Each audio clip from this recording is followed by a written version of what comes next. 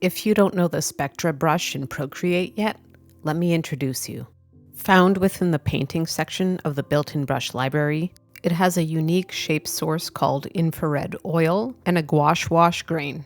If we were to combine these two mediums in real life, we know that the oil and water basis would pose problems, but in the digital space, we can circumvent this issue, resulting in textural combinations that share the best of both worlds. The first thing I'll look at is spacing, which turns our tidy dual textures into something more fragmented, leaving behind traces of itself with each stroke. Sometimes when we shift things slightly, it's hard to tell the difference until we size them up against each other. And it's in this that we can see even small changes can create major differences of a pre-made brush. So with the new spacing, I'm laying down values to bring together through smudge. But backing up, you're going to see this infrared pattern stays the same, just changing with our pressure. This means that the brush is set to texturized. Each stroke will connect back to the grain pattern that the shape is set against. One way to change this is actually addressing the shape instead. Turn on randomize, so while the gouache will still act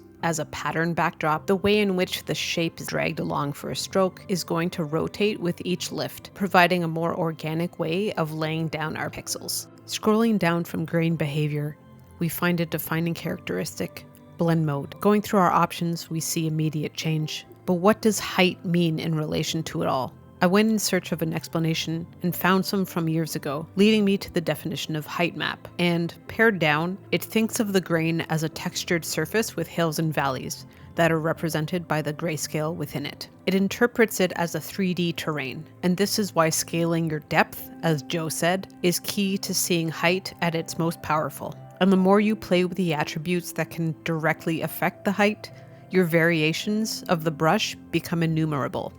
Let's see how this interacts in terms of color. Still pretty generic. I want to see if I can push this further into watercolor territory, so I'm going to use the sliders just enough so the change is perceptible, but not overbearing. Being intentional about the subtlety of adjustment can help you discover really great relationships within your brush. The pressure I use on my stylus is really light to graze over the color I already laid down, making this granular blend marking that reminded me of when you accidentally transfer your skin oils onto paper. I always hated that when I messed up in real life, but when I can control it, it's actually quite a brilliant detail. For having spent all this time in the grain, let's just change the shape. I already love what it looks like, so let's go down and adjust some more. And now, almost by accident, after a lot of trial and error, I've happened upon a really beautiful alternative that was born from the properties of this Spectra brush. As a new addition to these videos, I've now put all my adjusted brush demos up on my Gumroad that you can download for free. As always, thank you for watching, and I'll see you later.